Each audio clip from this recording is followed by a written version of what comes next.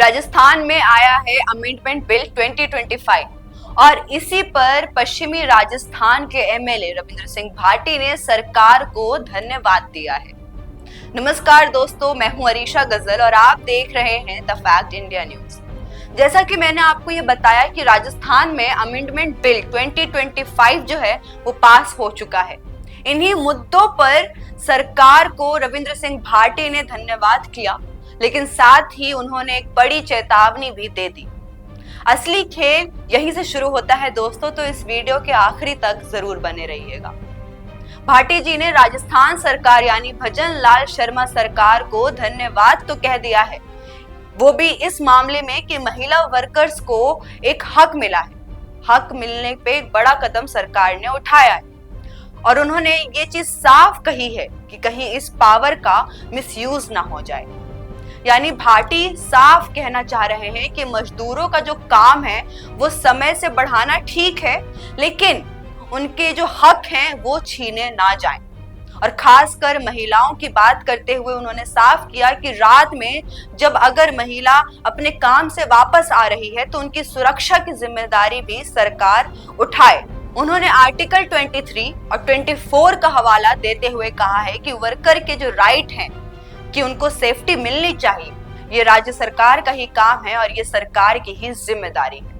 और सबसे अहम बात कि पश्चिमी राजस्थान के मजदूरों के हालात पर भी उन्होंने ध्यान देते हुए कहा कि जो उनकी सैलरी है वो काफी कम उनको मिल रही है, ना उन्हें कोई राइट मिल रहा है और ना सैलरी जो है वो सही तरीके से मिल रही है।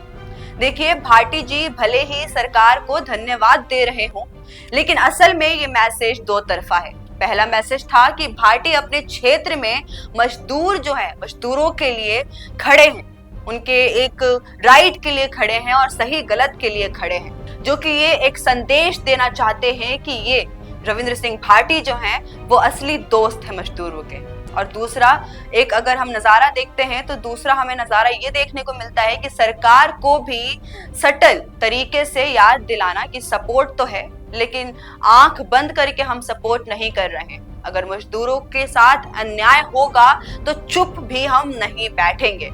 और यही भाटी जी की राजनीति की खासियत है दोस्तों, वो हर मुद्दे को अपनी जमीनी हकीकत के साथ जोड़ देते हैं और अपनी जनता के साथ खड़े रहते हैं।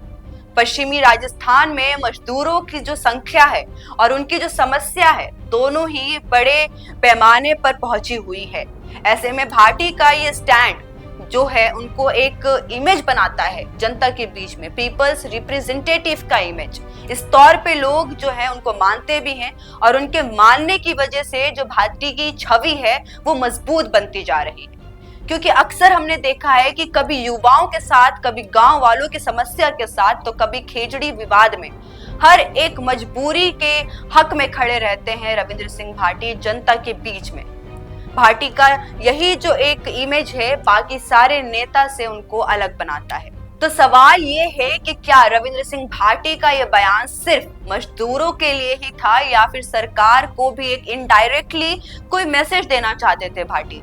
और क्या भाटी अब धीरे धीरे खुद को मजदूर और युवाओं की आवाज के तौर पर एस्टैब्लिश कर पाएंगे या फिर नहीं कर पाएंगे? आप क्या सोचते हैं इस पूरे चर्चा के बारे में? नीचे कमेंट सेक्शन में जरूर बताइएगा। जाते जाते इस वीडियो को लाइक करना मत भूलिएगा और सब्सक्राइब करिए द फैक्ट इंडिया न्यूज। तो दिखता नहीं है वो चलता नहीं है, लेकिन प्रॉब्लम तो यही है कि अपने बिजनेस को दिखाएं कैसे, पूरे इंडिया तक उसको पहुंचाएं कैसे। अगर आप भी ऐसा ही कुछ सोचते हैं तो समझिए आपकी समस्या दूर हो गई।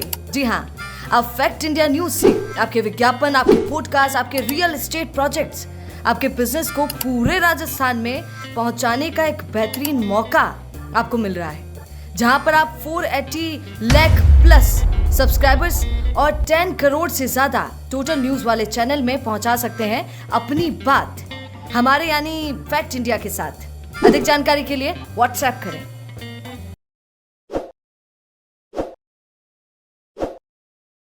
ताज़ा खबरों के लिए विजिट करें द फैक्ट इंडिया की वेबसाइट और डाउनलोड करें द फैक्ट इंडिया ऐप।